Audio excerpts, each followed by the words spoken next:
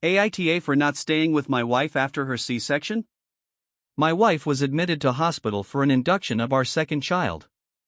She had a rough time during her first pregnancy, as it was during lockdown, UK. I was not allowed to stay during this time, so she asked that I stay each night with her during this pregnancy. She gets quite anxious and wanted me there for support during the night, as she didn't feel comfortable asking the night staff.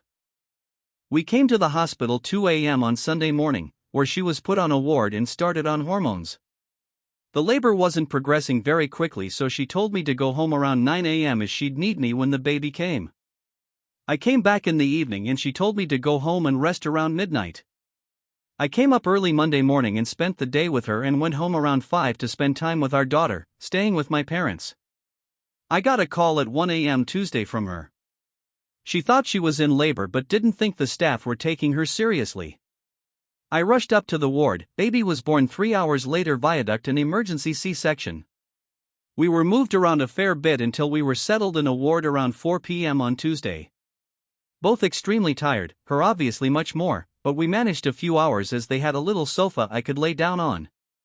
I got up throughout the night to help with baby so she could rest. Wednesday we had a nap during the day, but I stayed all day. This is where the question arose. The baby was noted to have a health problem and so has been taken for further tests. I took the baby as my wife had trouble walking during the pregnancy due to pelvic pain. This has continued and so she is in a lot of pain quite often, combined with the surgery.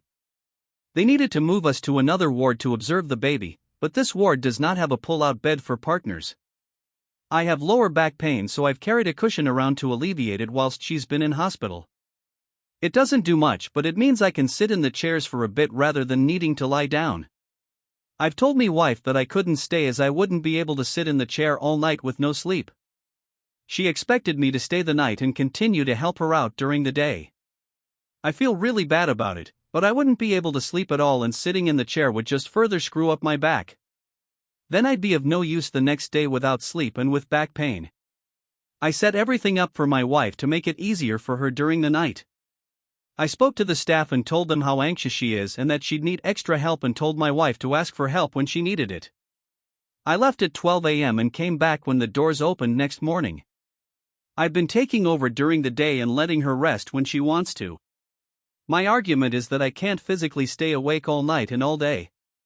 Although I'd agreed to stay all night with her before admission, I thought at least I'd be able to lie down. Am I in the wrong? Edit. I asked for an alternative. I was told it's a safety issue due to the lack of space, so they can't provide any bedding. There was no family members available to take over. I made sure everything I could do whilst I was there was done. Everything was cleaned and sterilized within reach. I spoke to the staff about how she may need extra help and told them of her anxieties. I fed, changed and settled the baby at around midnight before I left.